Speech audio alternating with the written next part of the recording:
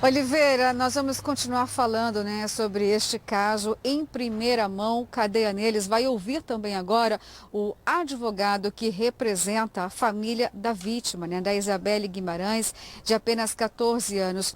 Como a gente acabou de acompanhar aí, Oliveira, o delegado disse que considera normal, né, durante todo o processo, a manifestação do Ministério Público, também da Justiça, no que diz respeito ao valor da fiança.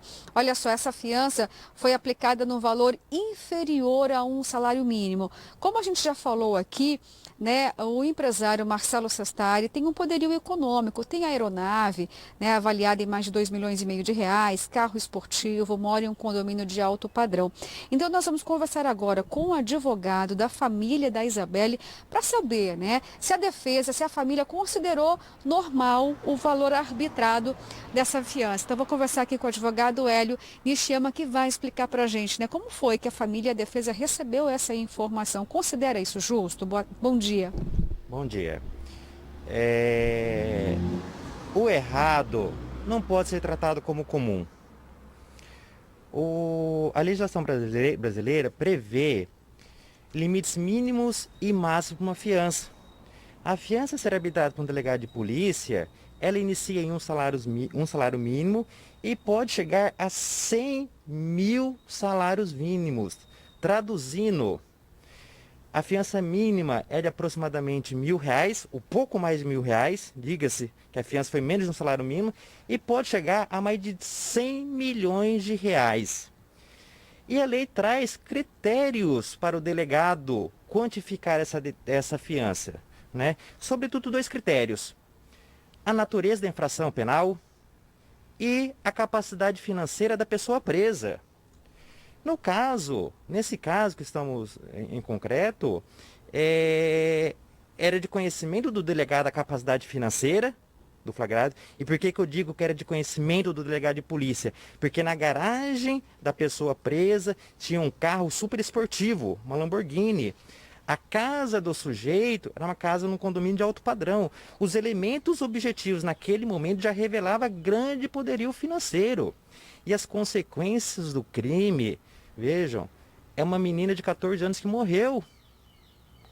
É inadmissível, é imoral, é ofensivo que o delegado entenda que nessa situação concreta apenas R$ 1.000, o mínimo que ele podia arbitrar, o mínimo.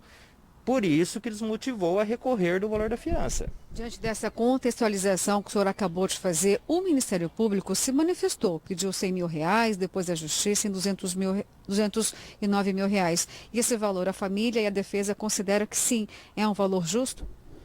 O valor definido pelo Poder Judiciário, embora tenha sido inferior ao que foi pleiteado pela família, é um valor coerente. É um valor 209 vezes maior do que arbitrado pelo delegado de polícia. É um valor que se aproxima muito mais de um valor justo, de um valor razoável. O que era totalmente inadmissível é que aquele sujeito permanecesse solto com o pagamento de apenas R$ 1.000. Arrisco a dizer, era o dinheiro que estava na carteira dele disponível. Agora, houve o desmembramento, né? O Ministério Público pediu o indiciamento do empresário Marcelo Sestari e, nesse momento, né, deve sair da DHPP, da Delegacia de Homicídios e Proteção à Pessoa em Investigação, e passa para a Delegacia de Polícia, isso em relação ao fato de que o empresário vai ter que prestar esclarecimentos em relação a todo o armamento encontrado. Muitos não têm registro. E também para a DEA, o caso da menor infrator no caso. A defesa considera que é um momento importante. Qual a importância do desmembramento do inquérito? Em relação ao indiciamento, de fato, o Ministério Público acertadamente determinou o indiciamento do Marcelo pelo crime de homicídio culposo. Quanto ao desmembramento, de fato, a Polícia Judiciária Civil, a critério dela, optou por fatiar a investigação em dois outros procedimentos. Um para investigar o Marcelo e outro para investigar a menor infratora.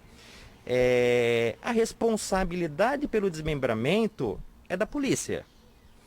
Ao nosso ver, as investigações deveriam permanecer concentradas, unificadas, porque são fatos evidentemente conexos, relacionados no mesmo contexto, com a mesma vítima.